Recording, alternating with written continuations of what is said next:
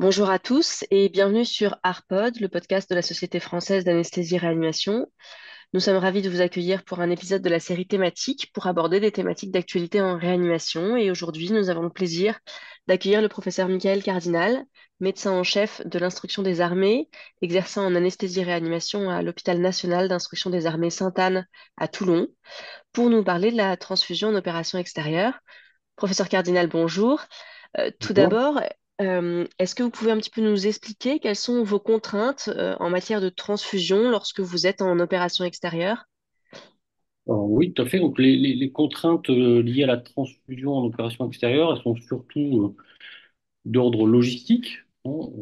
Les forces armées françaises et donc le SSA a surtout été déployé dans des zones chaudes, hein, dans la bande sahélo-saharienne le plus récemment, avec des conditions de température parfois très élevées, plus de 40 degrés, en bloc opératoire sous tente. Et donc, dans ces conditions, il est difficile de conserver des produits sanguins labiles et notamment le plasma frais congelé. Donc,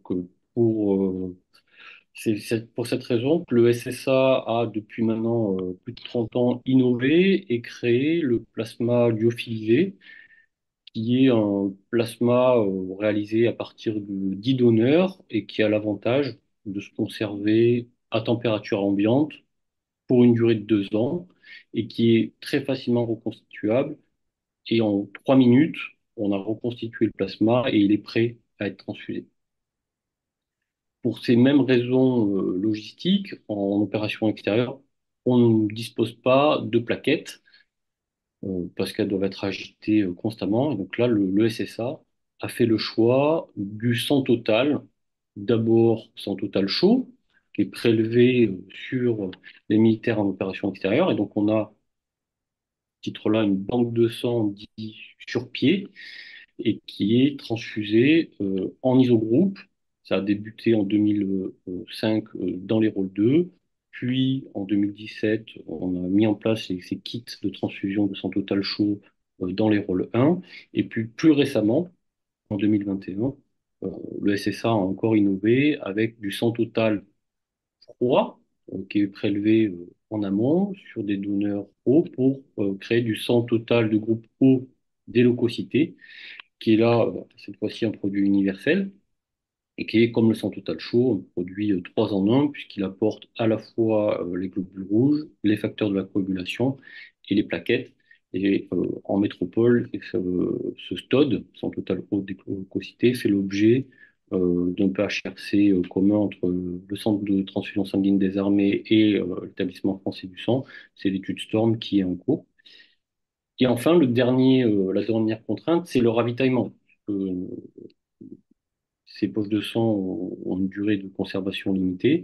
Donc, on doit être ravitaillé euh, en CGR, en plasma lyophilisé, en sang total de groupe O déleucocyté de façon régulière, toutes les 3 semaines. Et donc, le SSA a mis en place une chaîne autonome de ravitaillement. Toutes les 3 semaines, on peut être ainsi ravitaillé. Voilà, ces trois contraintes-là euh, auxquelles on est confronté en opération extérieure et auxquelles le SSA a pu répondre par des innovations notamment. Très bien. Et donc, avec ces éléments-là, quelles sont les stratégies transfusionnelles que vous choisissez d'adopter lorsque vous exercez en opération extérieure?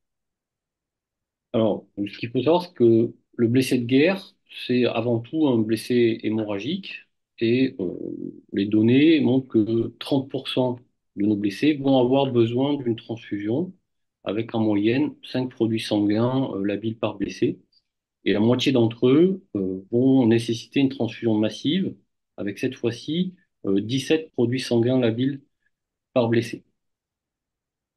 En opération extérieure, notre banque de sang dont on dispose, c'est en moyenne une vingtaine de CGR, autant de plasma lyophilisé et un peu moins de 10 sang total de groupe O des leucocytés.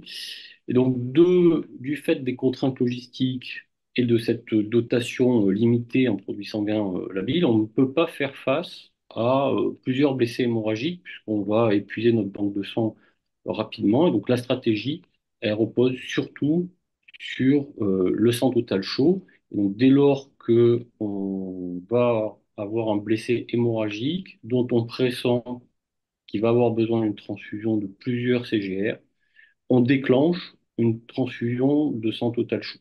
Alors, bien entendu, ça peut pas s'improviser en opération extérieure et ça nécessite une organisation en amont, avant chaque déploiement en opération extérieure. Euh, il est demandé à chaque militaire s'ils sont volontaires pour donner leur sang en opération extérieure. On dispose de leur groupe sanguin à tous, puisqu'on doit faire de la transfusion isogroupe. Et ainsi, quand on arrive en opération extérieure, on a le listing de tous les volontaires, de leur groupe, et ce qui nous permet de les appeler en cas de besoin transfusionnel. Et se met en place alors une chaîne de collecte qui nous permet, avec une équipe entraînée, de transfuser la première poche de sang total dans un délai d'1 heure à partir du déclenchement. Alors, l'objectif, c'est quand même d'offrir la même sécurité à nos blessés transfusionnels qu'en métropole. Donc, chaque donneur a un entretien avec le médecin du rôle 1 avant de réaliser le don pour s'assurer qu'il n'y a pas de contre-indication. Et puis ensuite, une fois que la poche est collectée, elle est validée on redétermine le groupe sanguin de la poche, et puis on va faire des tests, notamment VIH, hépatite B, hépatite C, paludisme si on est dans une zone impaludée, pour avoir de la sécurité transfusionnelle. Sur ça, se prépare et réfléchit à la guerre de haute intensité, et la transfusion sanguine dans ce contexte va être un véritable défi à la fois technique et logistique pour le SSA, puisque les blessés vont être beaucoup plus nombreux, les besoins transfusionnels beaucoup plus importants. Et là, nos stratégies vont essentiellement se baser, encore une fois, sur le sang total froid et le sang total chaud, mais aussi le plasma lyophilisé, puisque ces produits-là ont une faible empreinte logistique, mais il va falloir être capable d'augmenter notre chaîne de production, à la fois en opération extérieure et aussi en métropole. Ces éléments sont très clairs. Je vous remercie. Ça nous donne une idée des adaptations que vous devez mettre en œuvre à la fois pour à la fois traiter vos chocs hémorragiques en assurant une qualité, une sécurité des soins que vous nous avez bien exposés. Merci, professeur Cardinal, pour vos réponses et chères auditrices et chers auditeurs.